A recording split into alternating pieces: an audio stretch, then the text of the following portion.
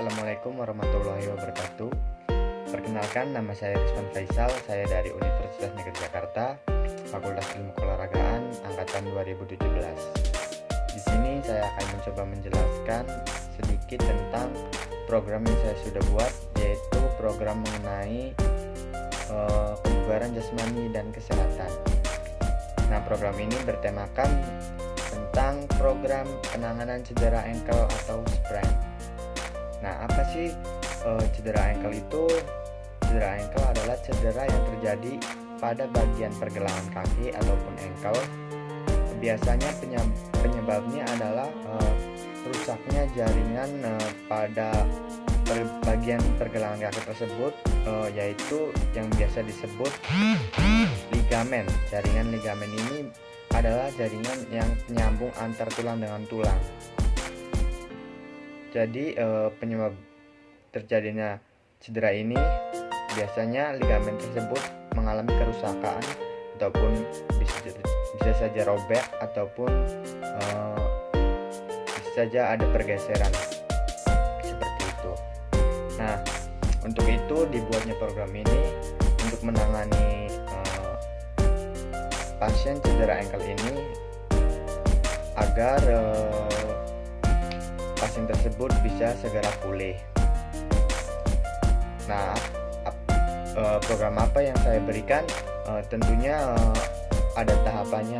Sebelum memasuki program tersebut, saya memberikan kepada pasien, yaitu mengidentifikasi cedera pasien tersebut. Mengapa harus mengidentifikasi tersebut? Karena agar mempermudah dalam memberikan program yang saya buat ini.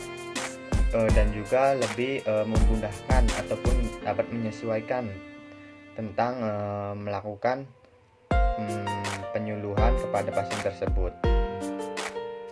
Seperti apa mengidentifikasi program tersebut? Salah satunya adalah menanyakan bagaimana kondisi pasien tersebut, terus apakah ada terjadi pembengkakan, lalu apakah masih terasa sakit, penyebab terjadi itu kenapa, nah sebagainya lah. Intinya itu menganalisis cedera tersebut. Nah, setelah kita sudah mengidentifikasi cedera tersebut dan kita pun sudah tahu, lalu saya berikan pasien tersebut yang untuk penanganan awal, yaitu program pemberian metode RICE. Apa sih metode RICE itu? Metode RICE adalah terdiri dari rest, ice, compress, dan elevation.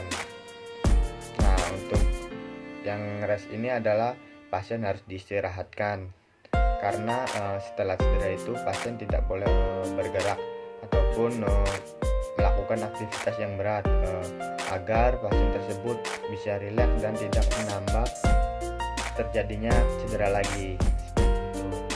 Oke, yang kedua itu ada ice. Ice di sini maksudnya adalah mengompres luka tersebut atau cedera tersebut dengan menggunakan es batu ataupun batu ice.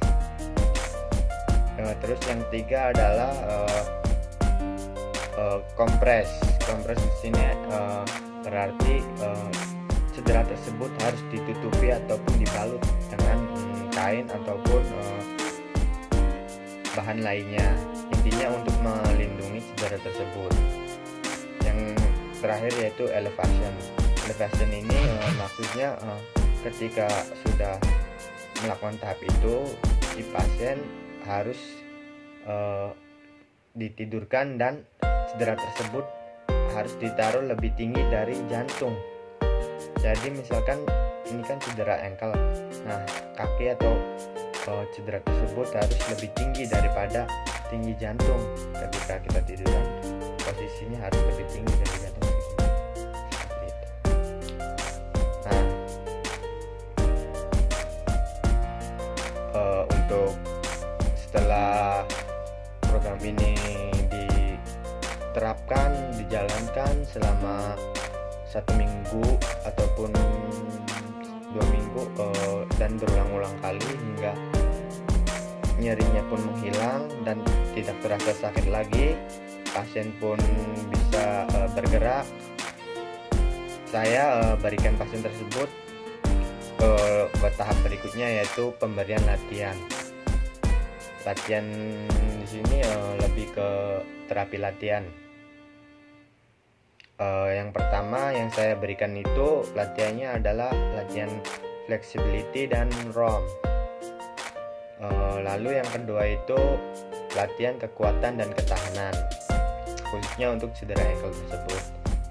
Yang berikutnya adalah latihan proprioceptif untuk merangsang stimulus ke otak agar gerakan tersebut cepat membaik ataupun lebih seimbang.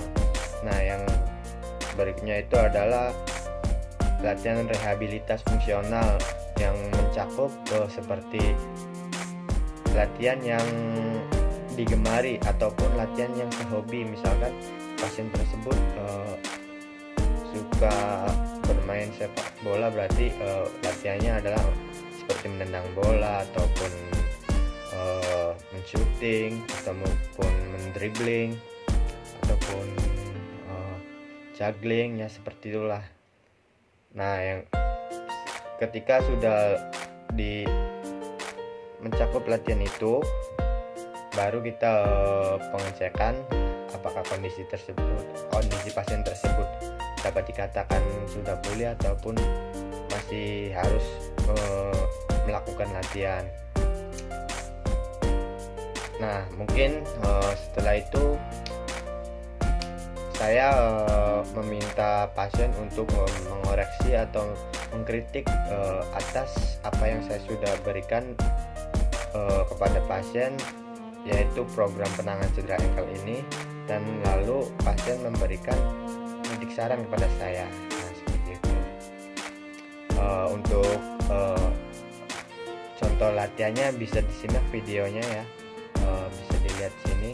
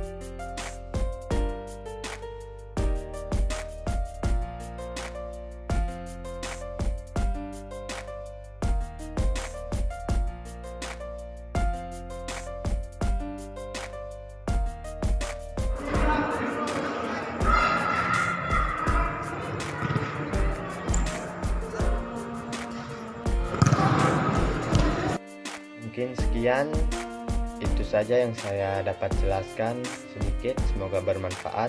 Kurang lebihnya mohon maaf. Billahi taufiq wal hidayah. Wassalamualaikum warahmatullahi wabarakatuh.